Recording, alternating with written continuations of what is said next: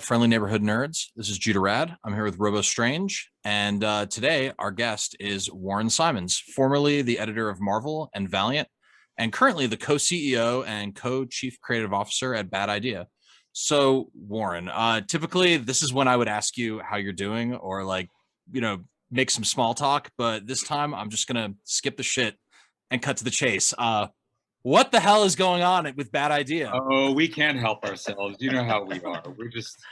We're just giant idiots. If everything's going well, we have to throw a giant hand grenade into the apple cart, to mix metaphors. So we're just that's it. It's a good run, boys. We got 5 more coming out, and then we'll see how it goes from there. You know what I'm saying? No way. Come on. So I mean, everybody collectively, like, immediately said all at once across the universe, they're full of shit. So we're like expecting, like, okay, as we know it, they're gonna come back as Good Idea, or something else is gonna happen. Are we sticking with this? Are we sticking with I'd say that the next 90 days will be very unprecedented for no comic book company will ever have news like we're about to have, potentially. And then I will say that next year will be even, I don't want to say even crazier, but what's coming after Bad Idea ends is going to be insane as well. So hang tight the next 6 months, next 180 days. It's going to be a good time to be a Bad Idea fan. I'll put it to you that way. Robo, I'm satisfied with that answer. Are you satisfied? Yeah. I don't know if satisfied is the word, but now I will be staring at my phone every day for the next 6 months. Yeah. It's an interesting time. Yeah. So what can you tell us about the Secret Five? And is there some kind of culminating of it feels the energy in the room feels like there's some kind of culminating event that might tie ENIAC and Tankers together? Is that an accurate assessment? Well, our five initial books will form a Voltron-esque super book. Well, I don't want to say it's a super book, but our 5 books will come together and form some kind of a secret, which is just another terrible bad idea. I don't want to give it away yet. I don't want to say what it is. It's not necessarily a comic, so I don't want to lead that out and have you guys believe that's the case. But as someone noted, we really can't help ourselves. I think working at Valiant, Dinesh and I for 7 years, 8 years, him longer, at Marvel for 10 years, working in the salt mine of this North American comic industry has clearly rotted our brains. There's no doubt about that. So working in that mine and chipping coal for the last 8-9 years, it's really given us a different perspective in how to run this particular company and what we're working on. So we just announced the final 5 will be coming out. I'm not sure. We have a pre-order date, which I believe is June 16th, in which you could pre-order all 5 of our next books. But not know what they're called. We have not announced what the books are. We have not announced the length, the creative teams, anything along those lines. We've just announced that all 5 are up for sale. I believe we put a price tag on there as well. You could go in on June 16th. You could order all of them. You'll get a sticker if you order all of them. I'm going to give you and your fans of the podcast a little tip here. Get the sticker. The sticker is going to be worth it for a reason which we have not announced yet. Okay. But there's a lot of stuff coming down the pipeline right now, which is going to be key for people who like to read good books. I think that at the end of the day, hopefully, that's the main thing, is that we've got great creators. We've got a great creative team. We've got a great crew upstairs. And I think that we love comics, man. But like you guys, we love comics. I mean, it's just fun. Let's get some energy back in here. Let's have some fun bringing comics back into comic book stores. That's awesome. What I mean? We're just fun. Yeah, it's good. Cliffhangers, exciting. on cliffhangers on cliffhangers. That's awesome. So quick change of pace here. So you yourself, consistently awesome editorial track. Banger after banger and Valiant. You got ENIAC, Tankers, Whaleville. Thanks for the cry. I needed that. And Hank Howard. All awesome. What is your secret, or does that have anything to do with you at all? Well, hopefully it's got something to do with me. You know what I mean? I don't think it's got everything to do with it, but hopefully I play a little part in it. But secret is great creators coming in with good high concepts, good storytelling, great artists, I'm lucky. I'm blessed. I've got the best crew in the business. Kint, Venditti, Dysart, going back to Valiant, Jordan, here, back to Marvel, Fraction, Straczynski, Brubaker. I mean, that's just on the writing side. Then on the art side, Coipel, Carrie Nord launching EXO for us. I can go on and on. Doug Braithwaite here launching ENIAC for us. We somehow got Tony Millionaire to do a book for us. I'm looking at my wall right now and what we have coming on. Luis LaRosa, love him. Juan Jose Rip, David LaFuente. So for me, it's just really a combination of getting really great artists and writers in the door, letting them do what they do. I'm definitely forgetting a couple of people here. I'm looking over my wall because someone's going to be mad at me. But really just, I think just trying to care about how every panel turns out, which leads to how every page turns out, which leads to how every issue turns out. If you could just really focus on the smallest details, that generally adds up to a pretty good comic. But that and the combination of having a good creative team and awesome characters, hopefully. That's awesome. So speaking of awesome stories, so one of my favorite was Save Now. So are we going to see? Nice. I'm happy to hear that, man. We had that. I also loved it. Dude. Yeah, we had that for a bit. We were contemplating where to kind of deploy that and where to use that story, but we knew we had something special. Part of the joy of this whole process is working with the creators, working with like Matt and Tomas Giorello, who launched Ninjak for us and EXO for us, and it's just a beast. And building kind of a little story like Save Now, which is a fun 8-page high concept. The idea for anyone who hasn't read it is that basically we have a character named Saver, and his life is basically like a video game where you have save points. So you could stop and go back to that save point anytime. So if you're on a mission and you make a mistake, you can go back. So we had that for a bit and we were trying to figure out where we were going to use it. We were contemplating putting it in the back of ENIAC 1, but then we decided that we wanted to save it and we put it into the Hank Howard free comic book day, or the dollar comic book day, I should say. But yeah, that's a good one, dude. That's a good one. So you said it. Go ahead. Oh, I was just going to say, fan theory. The events in Tankers is causing the apocalypse in Save Now. Interesting. I like that. Am I close? I'm not going to get into those details. Okay. So here's a more pointed question then. You said earlier 8 pages. 8 pages. Are we going to get more Save Now? You'd love to see my inbox today. My buddy Matt has been writing away at a bunch of really, really, really good stories that we've got coming down the pipeline, and there will be some more stuff coming out from that particular section, that corner of the universe. I think it's a real fun high concept that he put together. So there's not to give too many spoilers away today, but there's more on the way from That's there. fair. That's fair. All right, Sleigh Bells and The Lot. Not a lot out there. We do know Zeb Wells and David LaFuente and Marguerite Bennett and Renato Guedes are on it, respectively, those 2 books. Is there anything else you could tell us? I know we had Santa and Blood and some other stuff going on. Sleigh Bells is, I sent the lettering to Zeb last night. It's leaving house next week. This is a story of a hunter who goes hunting and on Christmas Eve, and on the morning of Christmas Eve, and they accidentally shoot a reindeer. But the reindeer happens to be Santa's precious little babies. Right. All the reindeer die, and then Santa sort of turns his direction toward town. We have this sort of Rambo-esque journey of Santa going to take vengeance against the hunter who killed his precious babies. So that's what Sleigh Bells is. LaFuente is at the top of his game. Ulysses Ariel is coloring this, and this thing looks beautiful. It really is just absolutely stunning. So this is going to be a gigantic, oversized one-shot. I think it's 34 pages, 35 pages, something along those lines. So that's coming out in July.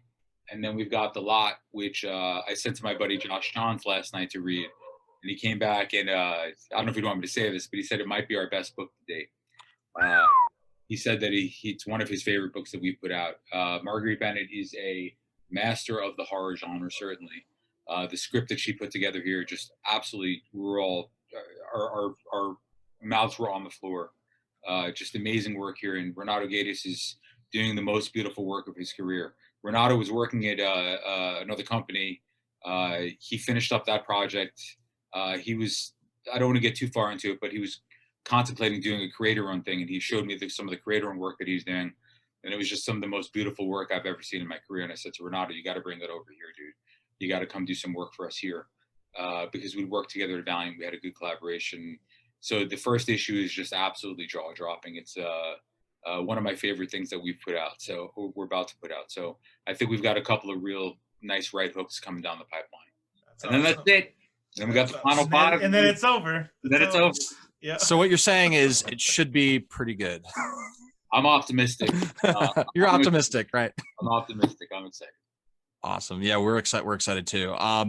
So I apologize in advance. This is a super nerdy question. No, super nerdy is good, buddy. It's where we live. What do we got? This is so check this out. You did an awesome job with the early Valiant, like so cohesive, so consistent, and so like well connected, but still like viable on their own. And it really, from like Exo Manowar, like all the way through your tenure, amazing. Like, so those are my favorite comics. But there's one glaring thing that like I can't let go, and I need some clarity. So check it out. During the Imperium and Life of Death of Toyo Harada events, like these are massive global events where Toyo Harada is basically taking over the world to create a scarcity-free society. And we've spoken in depth with Josh Dysart on the show about it, and it's a cool story, but where the hell was Unity? How did Unity not get involved in that story? That's a great question. I think, it's interesting because when you walk into a company like Valiant, which hasn't published in like a decade, like you take a look at the line, you're like, okay, what's missing? What's here? What do we like to have? Like, glaring omission was strong female protagonist solo book. So like Faith, or like moving towards putting Livewire at the front of Unity. A team book, like there was no team book. So now we build Unity, and we put some of our best characters in there. Exo, Bloodshot, Eternal Warrior, Livewire, Harada, to a certain extent for this first few issues. Mm-hmm. So you're building a narrative, which is interesting, because one of the interesting things about independent comics is you have to move the narrative story of what happens and what doesn't happen, not to sound like too much of a pretentious asshole here, along the lines of also what's going to survive in the publishing plan. So a book like Unity can't go 50 issues or 100 issues. A book like Unity may only go 12, 17, 25 issues. So you're building an event like with Imperium or Life and Death of Toyo, which I think we started and came out a couple of years later. So how the publishing schedule itself moves and how the books themselves move are different things. So it's always a balance where you're trying to, I would have loved to have Unity in there. You know what I mean? I would have loved to have a Unity book concurrently to that. But then there are pressures, there's time, there's demands, there's artists, there's writers who are available. So Matt might be on Ninjak at that point in time, or he might be on Harbinger Wars 2, and he may not have enough space in his schedule, or I may need him on Ninjak and Unity and Exo. Ninjak and Exo, and he doesn't have space for Unity at that point in time. Not that I asked him and he passed, but we're just trying to lean forward into what the best books that we could put on the shelves, which is a little bit different than like maybe Marvel or DC, where those characters are essentially bulletproof, and you're always going to have a Justice League on the shelves. You're always going to have an Avenger concurrent to wherever Wolverine or Superman or Batman may be. So it's a good question, but it's a little bit of a publishing schedule question, as well as a sort of the narrative thrust of the universe question. Okay. It would be the longest answer anyone's ever given you on this podcast. If it was, I apologize. No, definitely not. First of all, definitely not. So here's a much easier, probably a much shorter question answer to this question. Who's your favorite Valiant character and why? Oh, that's a good one. When I came into the universe, I read just about everything, of course, just to understand what had come before and all that kind of stuff. And the two that jumped out at me, my favorite from the VH1 incarnation were Archer and Armstrong from Barry Windsor Smith's run. I think that was a masterpiece. I think Barry's just as good as it gets. That was the one that I read where it was really tonally something that I felt like I probably would have bought and read off of the stands if it was coming out today. It felt modern. It was sort of Barry's deconstruction of how ridiculous organized religion is in our world. Mm-hmm. You know what I mean? And the art was just out of this world. So I always loved, from the original one, I loved Archer and Armstrong. From our run, I think EXO was probably hands down my favorite. Venditti had like a nice 50-issue run, and then Kint took over and had like a nice 25-issue run. I love what Jeff did with Bloodshot. I love Bloodsquirt. I mean, oh yeah, like getting Jeff to write 50 issues of Bloodshot for us. I mean, what a boon, bro. What a wonderful time to be a Valiant fan and have one of the best writers and artists in the entire industry here with us at Valiant, like putting so much love into that character. Also a huge fan of Nikki from Secret Weapons that my buddy Eric Heiser did. She could talk to birds. I'm a big bird fan. So Nice. I'm a big fan of Nikki. It's hard. It's like picking my favorite child. Yeah. You know? Yeah. But I feel like now you're just making a list. Like, who did I not forget? I love yeah. I love Pete. You know what I'm saying? Pete from Dice Art's run. Like, I thought the job he did with Pete was perfect. So I don't look at it like who's my favorite. It's more like any one of those characters I just named. I probably would love to read those writers and artists working on those particular characters. What about you guys? So when Christos Gage and Dice Art were teaming up to write Bloodshot and the hardcore, yep. There was this one character who we only saw him for a couple issues, but his name was Vagabond, and he talked like that. It's been a while since I read it, but he talked that like big enormous boss dude into killing himself, and I thought that was really cool. That was like one of my favorite like character killings. Yeah. Christos populated that whole aspect of that team with a whole new round of characters. He did a great job with that, and he did a really killer job on Ninjak for us as well. Oh yeah, Christos is an absolute beast. He's someone who I enjoy working with quite a bit. Everyone from your time at Valiant was good. Every title was good. I can't think of a single title that wasn't awesome. I got to start putting this stuff down and put it on my wall, walk in the morning, take a look at it, not get so, you know what I mean? Be real juiced up and happy. What about you, dude? What was your favorite? So pretty much anything that's written by Dice Art. So like the Toy Harada, that whole deal and the way he was written, just awesome. Awesome. I was talking to Josh yesterday. We had a very long call yesterday, and I was telling him that Harbinger 6, the one where it's just Chris walking around after the destruction of New Mexico, the team. I believe. The teams. I think it's before they go to New Mexico. I think that's the second arc, but the first one is Josh wrote this beautiful epilogue after the first arc, after Pete takes out Harada's tower and there's a giant explosion, and before the whole other team gets together. It's just Joe, Pete, and Chris was really that after Joe dies and dealing with the aftermath of that. And I told him I still think it's my favorite. It might be my favorite issue he wrote for us. It's quiet, but it's just so beautiful. Such a wonderful character-driven kind of story. Just Josh at his absolute best. So you had a long talk on the phone with him yesterday. I did a very long talk with Josh. I spoke to Chris a couple of weeks ago as well. Interesting. What was it? Was it related to any maybe like bad idea-ish type? If we weren't ending, who could say? Yeah, maybe. He'd be great on Final Five. On a Final Five type. He would be great. He would be awesome. He's good on anything though. So he's good on anything, especially on a Final Five. Cool. So what have you, just outside of work, let's forget about work for a second. What have you just been kind of nerding out on in your free time? Ooh, I got to tell you, when I started at Valiant, I was editing a crossover Harbinger Wars 2 at a startup company, and I had a newborn at home. And I'd come home every day and I'd say to myself, am I trying to kill myself here? Like, this is the craziest shit in the world. It's like as difficult as it gets. This level of difficulty surpasses that. So I haven't had a ton of time to nerd out. The last couple of months have been super, super hectic.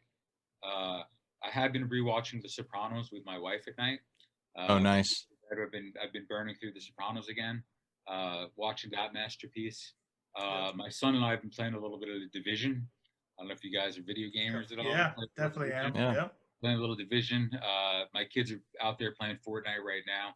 New season and all. I haven't had a chance to jump on there and play with them a little bit. But a little bit of Division, a little bit of Fortnite, a little bit of Sopranos. We just rewatched Mad Max, which is a go-to for me just about once a month. Mm-hmm. Nice. Mad Max or The Road Warrior? The recent one. The recent one. Yeah, nice. The new one. Furiosa. Yeah, Furiosa. So I try to get back to that every couple of months. It's always inspiring to me visually. Nice. So a couple of things here and there, but it's been busy. It's been a busy time. I've got a stack of comics over here. This one's pretty good if you guys haven't checked this out.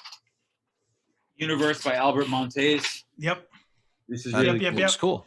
Albertson, he's just one of the best storytellers out there right now. It's really wonderful. Mm-hmm. So I've been trying to burn through some old stuff, keep the inspiration coming. A little bit of Samurai Executioner. This is always a good go-to. I don't know if you guys know what this one is, but trying to find the time where I can. How about you guys?